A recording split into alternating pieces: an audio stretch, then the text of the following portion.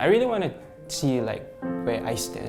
Privilege isn't something that people really talk about, even with like your own friends. I honestly think I'm quite privileged. There's a lot about privilege in Singapore that's not said. It has to do not only with like your race, but your social class.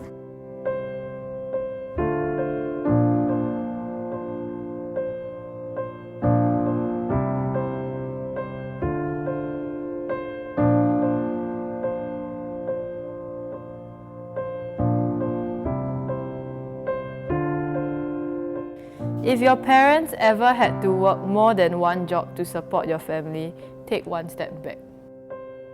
If you had a job during your secondary or ITE, Polytechnic or JC years, take one step back.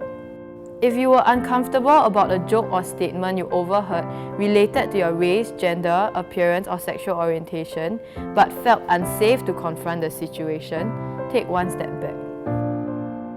If you have ever been rejected in a job interview because of your race or skin color, take one step back. If you've had multiple tuitions at the same time in school, take one step forward.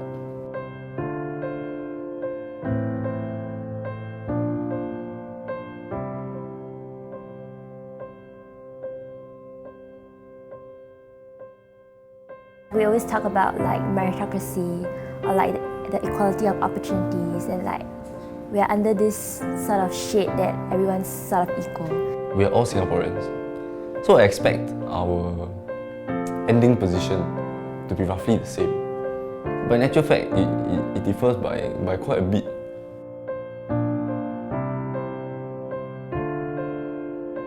It's quite interesting to see that the differences are actually, I mean, it's not really minute, it's really huge. As I was holding on to the person next to me, I was like, there was a part of me that didn't want to let go. So at the part when I had to, I was just like, oof, like, wish I could still hold on. As a straight Chinese female, I think I'll end up somewhere in front because I do have quite a bit of privilege in this Chinese majority society. But I think I will still be quite curious to see where I actually really end up at the end of the day. To see how much of my own privilege on certain things that I know I have privilege for, but I do not know the extent of which I have it relative to some of my other friends. I think it was interesting because these are all issues that we are normally very sensitive about and we don't really talk about. So by having these questions like kind of pelted at us so boldly, I think kind of also drove home how serious and how rooted these issues are.